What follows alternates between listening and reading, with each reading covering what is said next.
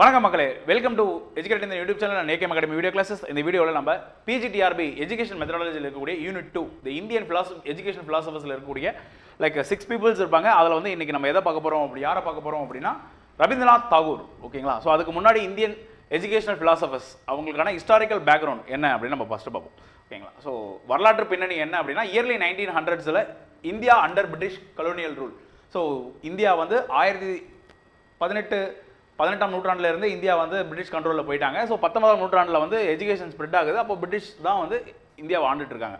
The education system designed like factories, children in rows memorizing facts, competing for a colonial government jobs. So அப்போ கல்வி முறை என்பது எப்படி இருக்குது அப்படின்னா, ஆங்கிலேயர்கள் கொடுக்கக்கூடிய கல்வி முறை எப்படி இருக்குது அப்படின்னா ஃபேக்ட்ரிஸ் மாதிரி இருக்குது. ஒரு தொழிற்சாலை மாதிரி மக்களை வந்து பிள்ளைகளை வந்து ரோவில் உட்கார வச்சு அவங்கள வந்து லைக் படிக்க வச்சு மெமரைஸ் பண்ணி புரிதல் இல்லாமல் அப்படியே மனப்பாடம் பண்ண சொல்லி அப்படியே ஒரு கவர்மெண்ட் கிளர்க்கு வேலைக்கு அனுப்புகிறாங்க அப்படின்ற மாதிரி தான் இருக்குது. அவங்களுக்கான ஒரு சுய சிந்தனை என்பதுலாம் எதுவுமே இல்லாமல் இருக்குது. ஓகேங்களா?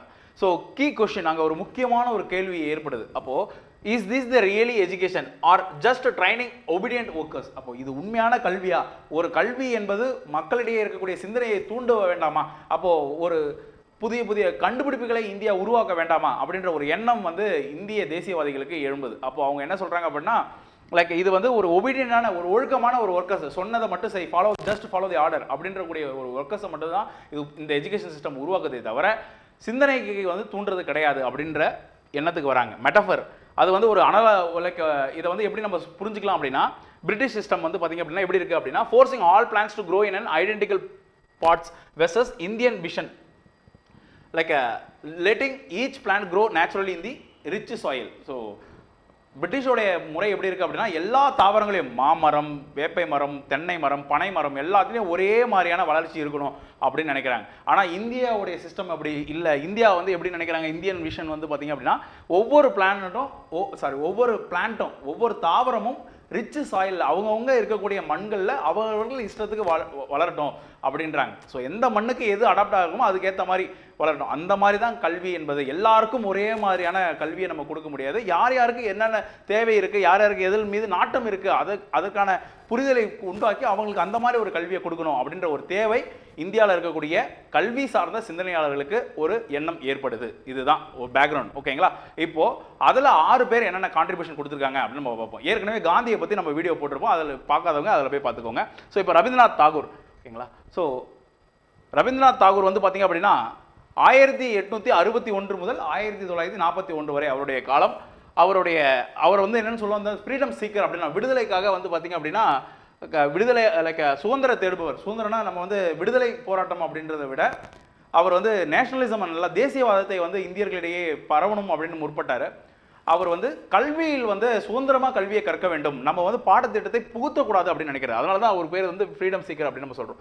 அவருடைய ஒரு கோர் ஃபிலாசபி பார்த்தீங்க அப்படின்னா முக்கிய தத்துவம் வந்து எஜுகேஷன் ஆஸ் லிபரேஷன். மக்களுடைய வறுமையையும் மக்களில் இருக்கக்கூடிய அறியாமையில் இருந்தும் கல்வி என்பது அவர்களை விடுதலை செய்து, கல்வி என்பது அவர்களை மேம்பட்ட ஒரு உறுப்பினராக இந்த சமூகத்தில் உருவாக்க வேண்டும் என்பது அவர் நம்பினார். ஓகேங்களா? ஸோ அதுதான் அவருடைய core philosophy, central inside. So education should set you free, not cage you. கல்வி என்பது உங்களை விடுதலை செய்ய வேண்டுமாக இருக்க வேண்டுமே தவிர உங்களை வந்து ஒரு கூண்டுக்குள்ள அடைத்ததாக இருக்கக்கூடாது அப்படின்ற அவர் சொல்றார். கல்வி கற்கிறதுக்கு வந்து என்ஜாய் பண்ணி கல்வி கற்கிற மாதிரி கல்வியை சொல்லி தரணும் அப்படின்றாங்க. அடுத்து the 4 pillars of Tagore's education policy. 4 முக்கிய தூண்கள் லைக் அவர் சொல்றக்கூடிய தூண்கள்லாம் என்னென்ன அப்படின்னு பார்த்தீங்க அப்படின்னா first the freedom in nature. இயற்கையில் சுதந்திரம். அதாவது லைக் நேச்சராக வந்து ஃப்ரீடம், அதாவது கல்வி என்பதை இயற்கையிடமிருந்து கற்றுக்கொள்ள வேண்டும், இயற்கையாக கற்றுக்கொள்ள வேண்டும் அப்படின்றாங்க. லைக் நேற்று வந்து ஒரு மேம் வந்து கமெண்ட் பண்ணியிருந்தாங்க, சார் கொஞ்சம் தள்ளி நின்று பேசுங்க சார், நீங்கள் என்ன வேணால் பேசுங்க, கொஞ்சம் தள்ளி நின்று பேசுங்க, லைக் இங்கிலீஷ் கண்டென்ட் தெரிய மாட்டேங்குது அப்படின்ட்டு இருந்தாங்க. ஸோ ஓகே, அதனால் நான் தள்ளி நின்று பேசுகிறேங்க. கல்வி என்பது வந்து பார்த்தீங்க அப்படின்னா நேச்சர்லேருந்து ஒரு குழந்தைய வந்து கற்றுக்கும் அப்படின்றாரு. தென்றல் வந்து தீண்டும் போது என்ன வண்ணமோ அப்படின்ற எண்ணமோ அப்படின்னு நம்ம சொல்கிறோம்ல, லைக் அது ஒரு உணர்ச்சி தானே. அப்போது ஒரு தென்றல் வந்து ஒரு தீண்டும் பொழுது நமக்கு எப்படிலாம் இருக்குது, அப்போது அதுதான் ஒரு இதமான ஒரு சுகம் அப்படின்றது. ஒரு நெருப்பில் பார்த்தீங்க லைக் கம்பேர் பண்ணுறப்போ அது சுடும், ஓகே அனலாக இருக்குது, லைக் அந்த மாதிரி வந்து நேச்சர்லேருந்து அவர் கற்றுக்கணும் அப்படின்றாங்க. அதில் ப்ராப்ளம் வந்து அவருக்கு சொல்லக்கூடிய ப்ராப்ளம் பார்த்தீங்க அப்படின்னா ட்ரெடிஷ்னல் ஸ்கூல்ஸ் லைக் பிரிசன்ஸ் பேர் walls and no inspiration. So பாரம்பரியமாக இருக்கக்கூடிய பள்ளிகளில் வந்து பார்த்தீங்கன்னா வெறும் செவர்கள் மட்டும் தான் இருக்கும். அங்கே வந்து ஒரு பெயிண்டிங் கிடையாது, ஒரு கலர்ஃபுல் கிடையாது, ஒரு கற்றுக்கிறதுக்கான ஒரு கற்றலை தூண்டுவதற்கான எந்த ஒரு கருவியும் அங்கே இல்லை அப்படின்னு ஒரு குறைபாடு வைக்கிறார். அடுத்து சொல்யூஷன், அதுக்கு அவரே தீர்வு என்ன சொல்றாரு அப்படின்னா, லேர்ன் அண்டர் ட்ரீஸ் இன் கார்டன்ஸ் பிரீத்திங் ஃப்ரெஷ் ஏர் அப்படின்ற. கல்வி என்பது சுதந்திரமான காற்று, இந்த செயற்கையான ஏசி காற்றுலாம் இல்லாமல் ஃபேன் காற்றுலாம் இல்லாமல் சுதந்திரமாக மக்களோட மக்களாக லைக் இந்த இயற்கையோடு கலந்து நம்ம ஒரு மரத்துக்கு அடியில் தூரமாக இந்த சிவிலைசேஷனுக்கு கொஞ்சம் தூரமாக அந்த இறைச்சல் சத்தம்லாம் இல்லாமல் அங்கே உட்காந்து அந்த காக்கா குருவியோட சத்தத்தெல்லாம் கேட்டுட்டு படிக்கணும் அப்படின்னு அவர் சொல்கிறாரு. இதை இன்னும் நம்ம புரிஞ்சுக்கிட்டோம் அப்படின்னா அவர் வந்து அந்த ஒரு ஓமை என்ன சொல்கிறார் அப்படின்னா அனாலஜியில் வந்து bird learning to fly in cage or open sky அப்படின்னு கேட்குறாரு. பறவைகள் வந்து பறக்க கற்றுக்கொள்ளணும். எப்படி கற்றுக்கிட்டாங்க? லைக் ரூமில் கற்றுக்கிட்டாங்களா, ஒரு கூண்டில் கற்றுக்கிறாங்களா, இல்லை வெளியில் போய் ஒரு வானத்தில் வந்து பறவைகள் வந்து பறக்க கற்றுக்கிறாங்களா அப்படின்னு ஒரு கேள்வி எழுப்பு. அது மாதிரி தான் மனிதனும். இப்போ மனிதன் என்பது இயற்கையுடன் இருந்து இயற்கையிலிருந்து கற்றுக்கணும் அப்படின்னு சொல்கிறார். ஓகேங்களா? அடுத்து வந்து பார்த்திங்க அப்படின்னா அவருடைய ஃபிலாசபியில் ரெண்டாவது த கம்ப்ளீட் பர்சனாலிட்டி டெவலப்மெண்ட், முழுமையான ஆளுமை வளர்ச்சி. ஒரு மனிதன் என்பவன் இயற்கையிடமிருந்து கற்றுக்க வேண்டும். ரெண்டாவது முழுமையான ஒரு ஆளுமையாக மாற வேண்டும். Not just like a clerk, not just like a manager, இந்த வேலையை மட்டும்தான் பண்ணுவார் அப்படிலாம் கிடையாது. ஓகேங்களா? எல்லாத்தையும் கற்றுக்க வேண்டும் அப்படின்றாங்க. அப்போ ட்ரெடிஷ்னல் பாரம்பரியமாக என்ன ஃபோக்கஸ் பண்ணுறாங்க அப்படின்னா, focuses only on brain like exercising only arms. எப்படி நம்ம வந்து ஆர்ம்ஸுக்கு மட்டும் நம்ம வந்து இப்போது லைக் ஜிம்ஸில் ஒர்க் பண்ணுறோமோ, லைக் ஷோல்டர்ஸ்க்கு மட்டும் ஒர்க் பண்ணுறாங்களோ, அந்த மாதிரி பிரெயின் வந்து பார்த்திங்க அப்படின்னா ஒரு ஃபேக்டை நடத்திடுறாங்க. அந்த ஃபேக்டை போய் படிச்சுட்டு வாங்க அப்படின்னு சொல்கிறாங்க. அதில் டெஸ்ட் வைக்கிறாங்க, அவ்வளோதான் முடிஞ்சு.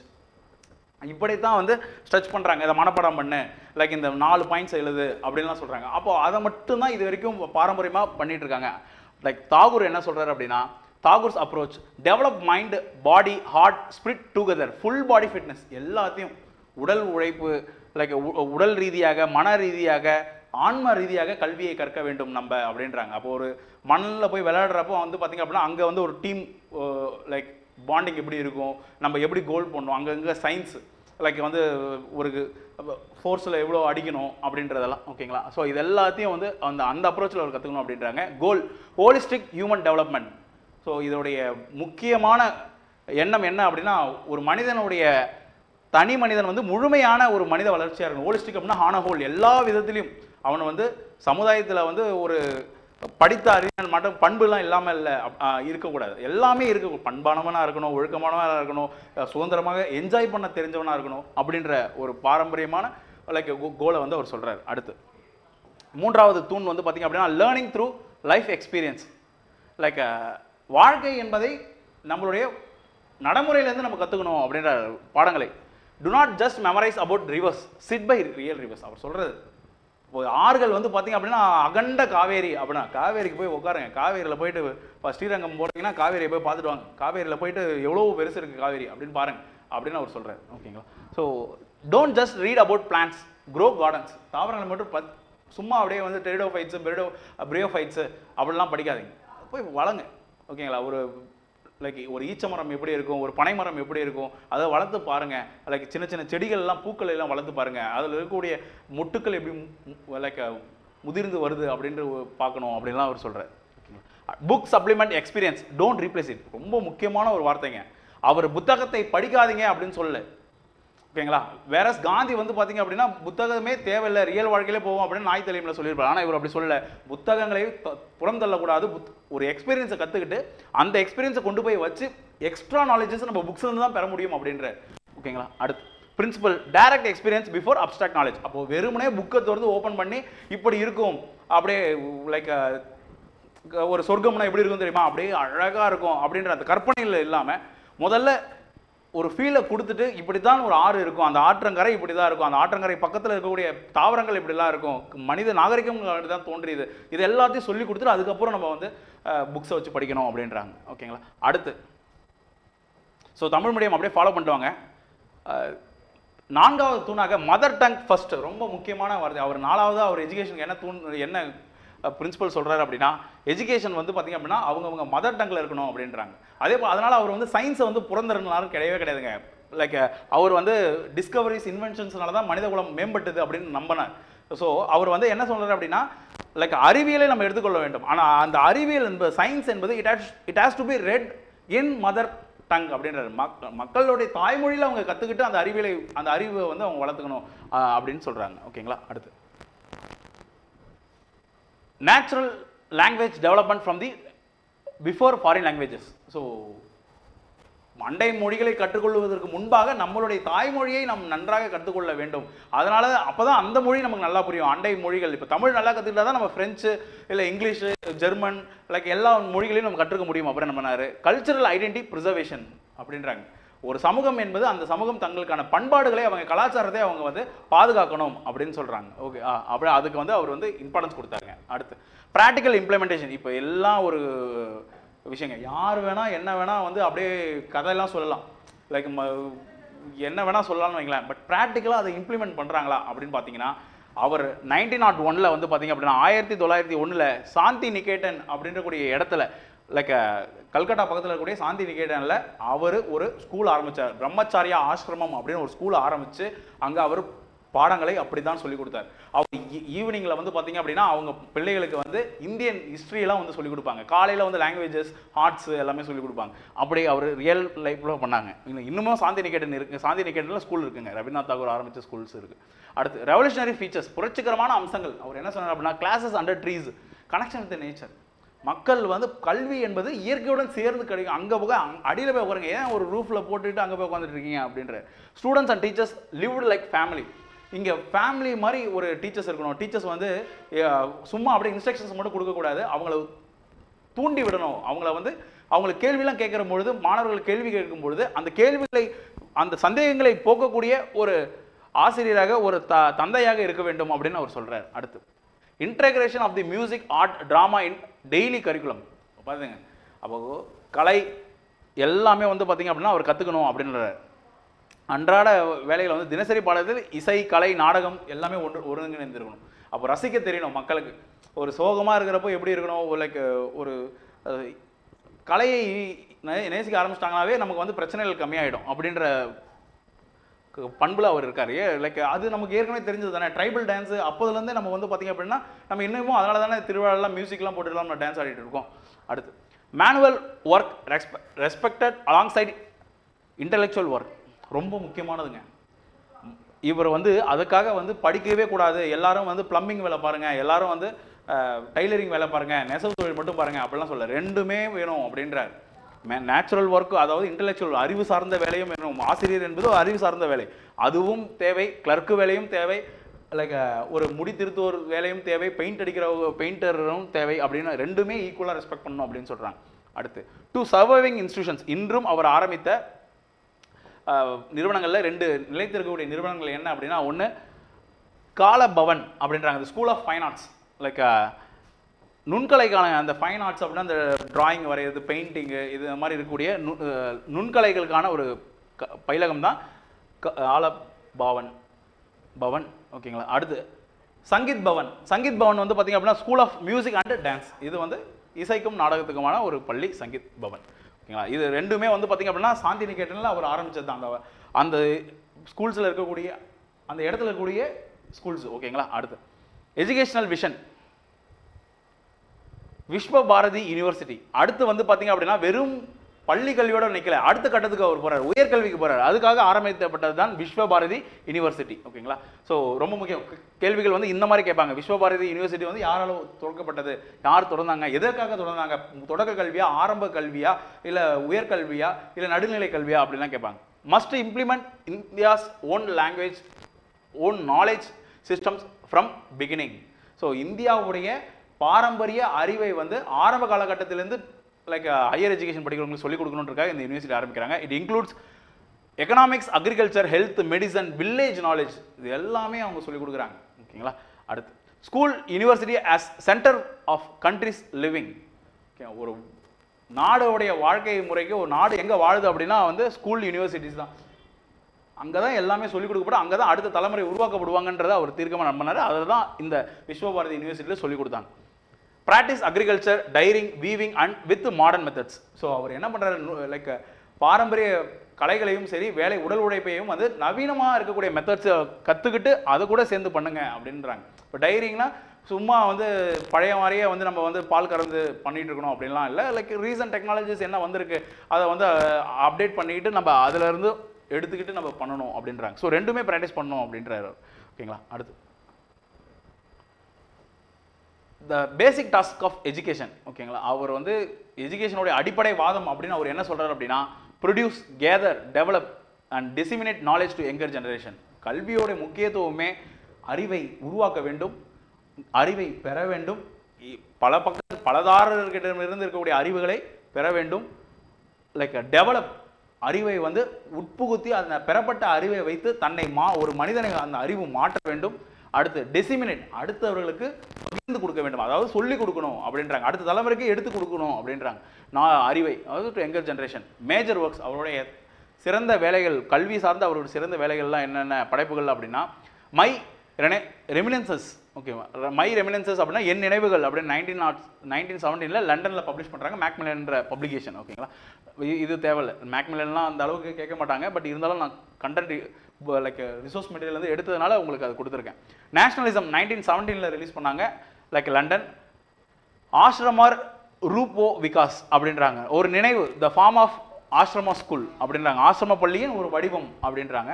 சிக்ஷான்றது அவருடைய கல்வியை சார்ந்த அவருடைய கட்டுரைகள், அதோடைய தொகுப்பு. அது 1990 தான் பிற்காலத்தில் வெளியிடப்படும். அவர் சொன்ன பல இடத்துல சொன்னக்கூடிய எஜுகேஷன் சம்மந்தப்பட்ட வார்த்தைகள்லாம் சேர்த்து ஒரு கட்டுரையாக ரிலீஸ் பண்ணாங்க, அதுதான் சிக்ஷா. ஓகேங்களா? ஸோ இன்னொரு அடிஷனல் இன்ஃபர்மேஷன், ரவீந்திரநாத் தாகூருக்கு வந்து 1913 ஓகேங்களா, ஸோ 1913 கீதாஞ்சலி என்ற புத்தகத்துக்காக நோபல் பரிசு வழங்கப்பட்டது.